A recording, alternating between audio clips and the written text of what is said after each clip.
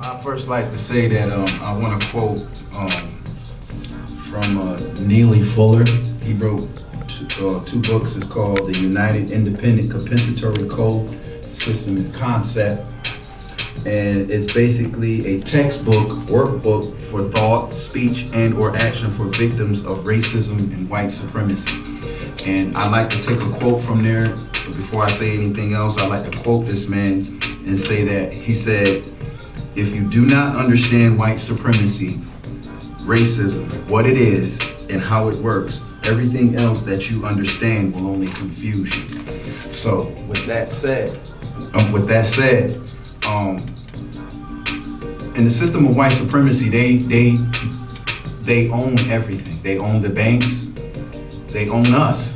Right. They literally own our bodies. Mm-hmm. And so from listening to Neely Fuller and reading his textbook, and as well as the Word Guide, which is what I have right there, the Word Guide defines a lot of things for me. And doing a lot of reading, and I'm always learning. I learn from doing the research that I'm always learning. I'm not a master of anything. I'm not a king. I'm not a god.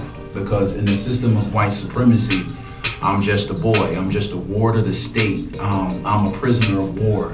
And what makes me a prisoner of war is the color of my skin, purely.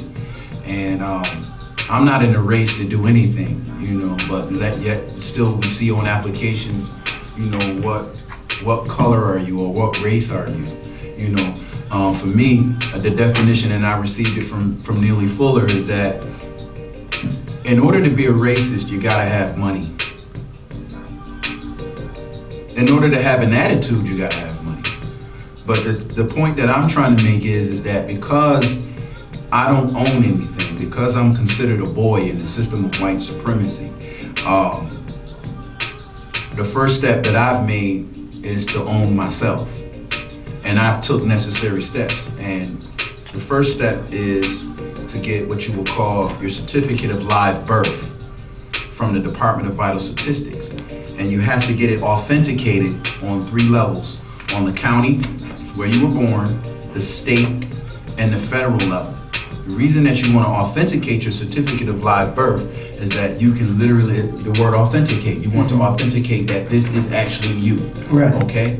And then once you authenticate it, then you would submit this document, because it'll have other documents attached to it with the seal of the state and the federal. You would submit that with an affidavit of ownership to your local county, the county office building here, like in Rochester, New York. And what that says is basically is that now I actually own my person, because you don't own your capital letter self. A lot of people have said stuff about being a secured party creditor and being sovereign and stuff like that, and they make all of these dynamic, broad terms and quote all of this legal mumbo jumbo, but there's actually is a procedure, and it's very simple, and I'm going to show it to you today. Again, you need your certificate of live birth. It costs $35, and then you have to authenticate it at the county office building, and it costs about $5. It costs me about $5. On the state level, it's about $8. On the federal level, I think it's about $10. Okay, the second thing that I did is I got a DBA in my capital letter name that's on the same, that says the same way as my certificate of live birth. There's a difference between a certificate of live birth and your birth certificate. The certificate of live birth actually has the day, the time that you were born, and it also has the certificate number of your birth. So it actually has the vital statistics of everything about your birth. And what I was looking at something, right? On the back of my birth certificate, it's got Tom Golisano's brother's name on it. Mm-hmm. So what that tells me is that the Golisanos have stock, or they have stock ownership in all of the birth certificates of all of the people that are born in Rochester, New York. So I want to go a little bit further now. We're talking truth now, okay? Can I say one all thing? based on research. I don't want to cut you off, but that's amazing. I would have never known that. Right. Okay, so I want to go a step further now. Perfectly honest. That's crazy. The first step is to authenticate your certificate of live birth on the state, the county, and the federal level. Okay. And submit it with an affidavit of ownership to your local county office where you were born. The second thing you need to do is you're going to need to get a DBA in your capital letter name that is referenced to your certificate of live birth. So now you're turning your name into a corporation. You're turning your name into a little business, okay? Now right after you do that, okay? See, I'm showing you the steps, and it's real simple. And it ain't gonna cost you no money, okay? The third thing that I did, power of attorney in my name. I have a power of attorney over myself and all of my assets and all of my bonds, and so that if I ever end up in a court of law, they basically cannot appoint me a court-appointed attorney who is actually going to be like your foster parent, because that's what it is. Right. Okay? But I have a power of attorney over myself, and this is a legal binding document, a binding contract with myself. And this is one of the most powerful contracts on the planet. Okay? The power of attorney. So that's the third thing I did. Okay? The fourth thing that I did, an employee identification number. An employee identification number is also referenced with a tax ID number.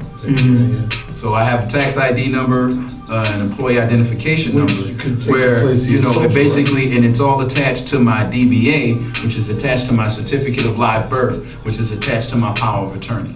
So you made yourself a business. I turned my name into a business, and this is how. And so what Neely Fuller said is that he said that black people don't own anything on this planet, because watch this: you could own all of the property you want in Rochester, New York, or the United States, but if they snatch you, what do they got? They got you and all of that. Yeah. But if they don't have the authority and the jurisdiction to snatch you, or to take your name and open up a CUSIP account on the stock exchange and trade your birth certificate on the stock exchange while they're holding you in a cell and opening up accounts and collecting money, you understand, from the state and everything, or filing taxes for you. You know, if you stop that process, they won't be able to do that. Okay, so another thing that I did is I have a private security agreement with myself, as well as a common law copyright notice with myself, saying that if you use my name maliciously, that I can sue you in a federal court of law and file a tort against you for trademark and copyright infringement.